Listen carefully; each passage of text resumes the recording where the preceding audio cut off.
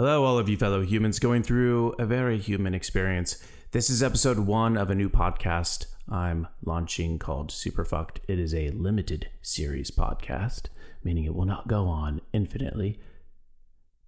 And with regard to the name, I figured sponsors would jump all over a title like that. I'm thinking Disney, maybe some church organizations, because it's so very friendly to everyone. Now, what does Superfucked mean exactly? Well, that's an excellent question, and I'm really very glad that you asked. We all have bad moments, days, weeks, months, and sometimes years where things just aren't ideal. Other times we go through some really wretched shit, and it sucks. Then there's Superfucked. This is ultimately a personal thing, like when you hear a song, look at a painting, or watch a movie. It's all relative, and you get to have your own interpretation of what it means, even if it's entirely wrong and stupid. Kidding, of course. But for real, I think you know what your own version of Superfucked hell looks like. In the meantime, here is my definition of Superfucked. Superfucked. It's a mental emotional state that is so fucked, it seems as though there is very little brain power available to accomplish everyday tasks like cleaning a fork or remembering to put pants on before going somewhere, or even just how to put on pants in the first place. It's monumental in its aggression, as though a part of your brain decides that this thing or things must be allotted all resources to try and solve with extreme fear, rampant rumination, and often self-judgment so harsh, you'd think you'd somehow figured out a way to destroy the universe, bring it back to life, then destroy it again while pissing on it. It can last for hours, days, weeks, or even months. Perhaps even longer, I'm not sure. What I do know, life is, it becomes kind of like a walking nightmare, where you're somehow managing to remember how to eat food, even though you don't really taste it or enjoy it. You smile even though you don't really feel anything like satisfaction or contentment or happiness or joy or peace. You kind of feeling like finding a hole to explode in. And I don't mean that in a sexual way, even though after I wrote that, I could see how it could be construed that way. What I mean is you really feel like just hiding away in a hole, hiding yourself, isolating from everyone, and just literally exploding. Because the pain and this inner energy that feels absolutely horrid, you feel like it's going to destroy you. It won't. But it can, in a sense, if you let it. If you give it control. But we'll go into that a little bit deeper later on. Anyway. Onward with the definition. There is no contentment, no peace, no joy, and there is no glimmer of any hope that things will ever get any better. Obviously, there is usually, like always, even if it's on an unconscious level, a trigger or number of triggers that open the dam of destruction to be let loose. It seems like thousands of demons are subtly unleashed into one's mind with the sole mission of destroying any shred of personal agency, dignity, or love. It feels like there's a fucking war going on, but you don't even know exactly why in the fuck it's happening, or what kind of propaganda may be coursing through your subconscious neural network. It's one thing when there's a particular story that on a conscious level you're aware of, aka I shouldn't have done X, or I'm an X because of, all the bullshit stories we tell ourselves about why we're not good enough because we saw someone skinny dipping on Instagram and conclude that our lives suck because we have a quote-unquote boring life with a normal job and family, or our yacht isn't as fancy as Tom Cruise's. I don't know if Tom Cruise has a yacht, by the way. This is just a hypothetical. In any case, maybe you know what I'm talking about. In which case, welcome home. Welcome to your thing. Now, if you don't, there's a high likelihood that you think I may need a mega dose of therapy. You're probably right. And you hope to God you never experience anything like it ever. And I would agree. I hope you don't. But in this case as well, welcome. Because you may have a friend or two that could use an empathetic ear at some point in time. if only to say that, oh, no, you're not the only one. There's this crazy guy in this podcast that I just listened to, and I think he may completely understand what you're going through. But maybe not, because we all experience all of this stuff in very different ways. Okay. Now that that's out of the way, let's chat a bit about what this podcast is all about. The fundamental tenets of this podcast. There will be no comparing struggles. This is boring and extraordinarily narrow-minded. Why? Because no matter what someone is going through, it is always, and I repeat, always an individual experience. We're all built different. We're differently, with different nervous systems, different brains. You simply cannot say you've had something harder or easier than someone else because it is subjective. Fight me on this. And yes, I understand that some people will have more stressful situations, like being in a war situation will be much more stressful than drinking lemonade on the beach or Tom Cruise's yacht for that matter. I'm not an idiot when it comes to this. But I'm still sticking with this. No fucking comparison. Because everyone suffers. And really, it all comes down to the stories we tell ourselves. It's all about the stories. It's all about the wiring in the brain. Among other things. There's, of course, a lot to it, but, I'll touch on this again, but I'm not a doctor. I'm not a psychologist, a psychiatrist, or whateverist. But I've gone through some shit, and hopefully I can, 1, relate to you, and 2, provide some potential solutions. Or something that will help you cope, at least. If not, defeat something. Maybe. Hopefully. Okay. Second point. There will be no belittling the pain that others are experiencing. That's a no-no on here. And also no exaggeration of pain simply to get attention. Number 4 is the big one. And it's really tempting to go here because this shit can be so difficult. This shit can hurt so much where you really want to be able to say, well, I'm fucking up my life because I have this problem. I'm fucking up my life because of him or her, because of what they said, because of how I react, because of X and Y and Z and Z, which is Z. But I'm here to say the victim mentality does not work. Not only is it just like pretty pathetic, but it's, and I've done it plenty of times, so I'm not judging. Maybe a little bit. Just like I've judged myself, but I think that's a worthy judgment because it sucks. It doesn't fucking help. Not only is it pathetic, but it doesn't fucking help you. It doesn't. I don't care if you were born as an amorphous blob of toxic plasma trying to make it in a world where it pays to be more solid. A victim mindset will get you fucking nowhere. Use your plasma blobness as your superpower. Own it and do your goddamn thing. Yes, even if it's harder for you than it is for others. Check out David Goggins' book, Can't Hurt Me. Then you'll see what I mean there. When I do have guests on here, they will be encouraged to share their own stories of superfucked and to define it. And I want them to feel, share as much as they're comfortable with. Though I'll encourage them to reach for any edge they have. Well, not, of course, endangering themselves or others.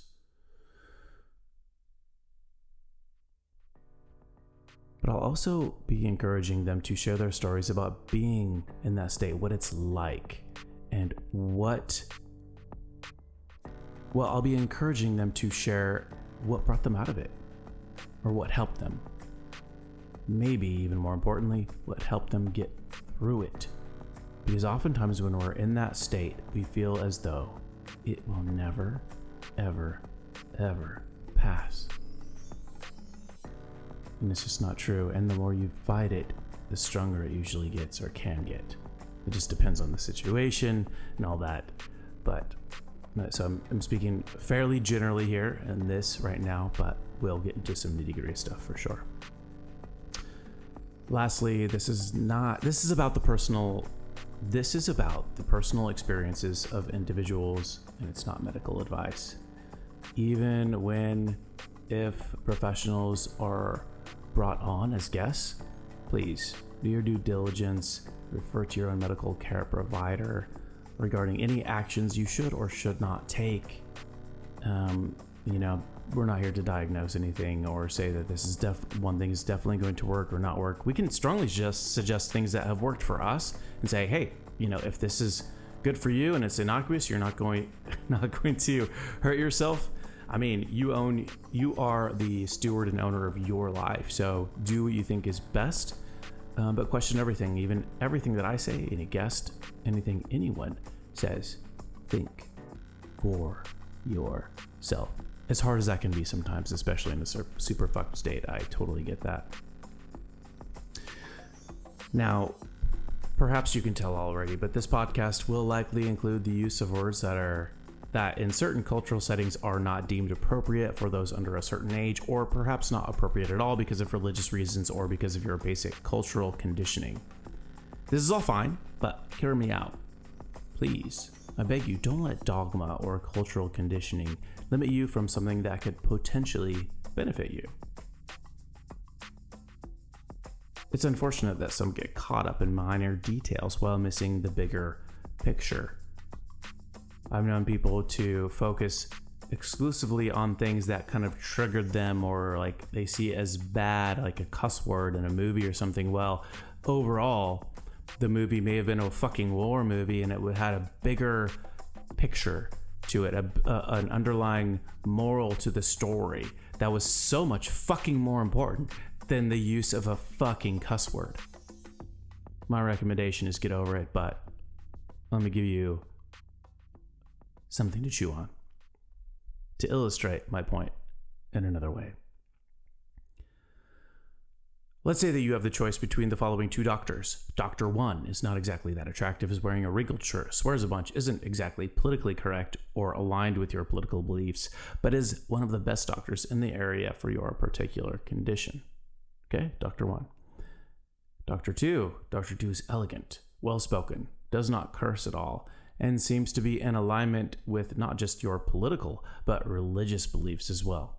The problem is he has no experience with your particular condition, and there are accounts of him treating people incorrectly, improperly, to the point where the condition became worse. Which doctor would you choose? Would you rather just go with the one who meets your particular idea of a doctor's dress code, or one who could potentially help you out with your problem, maybe even save your life? Get my drift? Okay.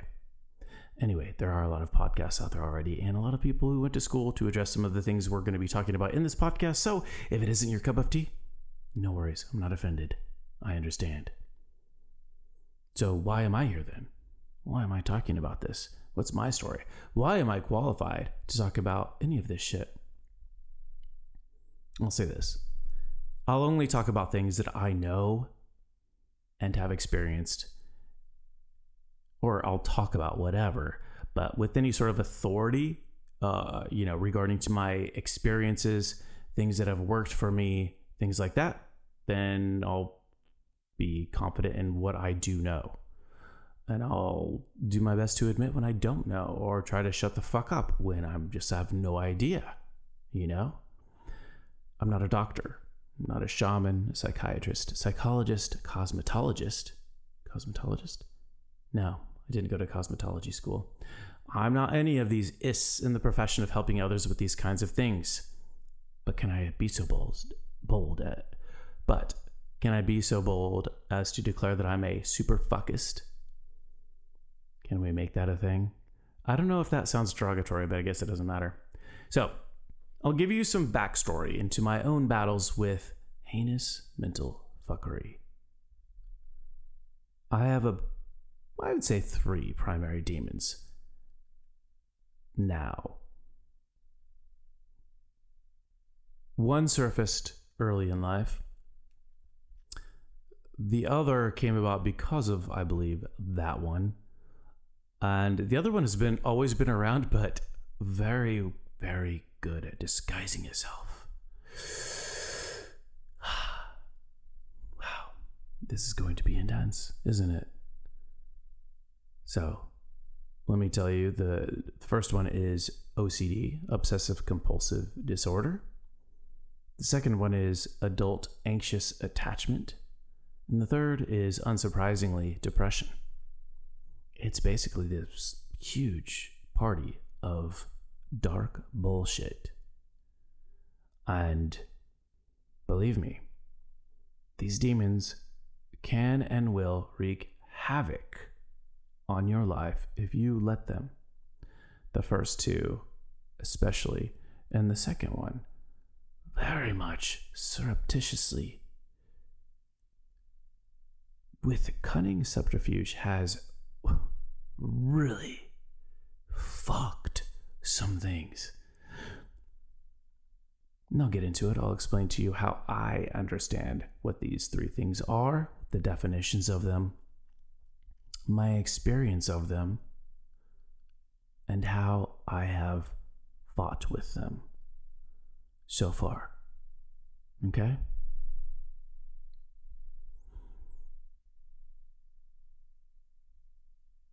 First, OCD. And I wrote a book about this called OCD Sucks, but your life doesn't have to. You can check it out if you want to, or I can just give you a free copy. It's not a big deal. It's on Amazon. Check it out if you want. But it explains kind of like my, at least from when I wrote it, which was years ago now, but kind of my experience up to that point, how I experienced it and how I dealt with it. This disorder, like many, has been largely misunderstood by the masses and oftentimes portrayed incorrectly in mass media. But I do highly also recommend checking out Andrew Huberman's podcast episode dedicated to extrapolating what OCD is and isn't, if you do truly want a really good in-depth understanding from a scientific viewpoint. It's really good. The Huberman Lab podcast is exceptional. I recommend that. Now, like anything, it's going to be hard to understand it if you don't have it. In fact, I would say it's impossible to in fact, unless Huberman has it, it's incredible how spot on he is in understanding this particular disorder. It's crazy. So it'd be interesting to talk with him and find out if he does have it, but that's his business, not mine. Anyway, I don't blame the masses, even the screenwriters, for how they portray it in movies sometimes and all that. It's just how it goes sometimes, but my hope is that major media portrays it a little bit more accurately moving forward. Maybe they are now. I have been staying away from watching a lot of stuff. But I will say this, it's not about washing your hands a billion times a day or making sure your books are aligned or whatever. Having everything clean and orderly or being so obsessed that you get to do all of your goals and get them all done in 2 days. It's really nothing like that whatsoever. It is pure fucking agony, because there is no relief in actually, let's say you do have some sort of cleanliness obsession or you want things to be symmetrical. You get no relief from actually doing those compulsions of making them aligned and all of that. No, it just makes the anxiety ramp up more and more and more. I have a lot of stories there, and I'll get into it pretty soon here. But let me write all of these out and go forward. That's what I've got right now.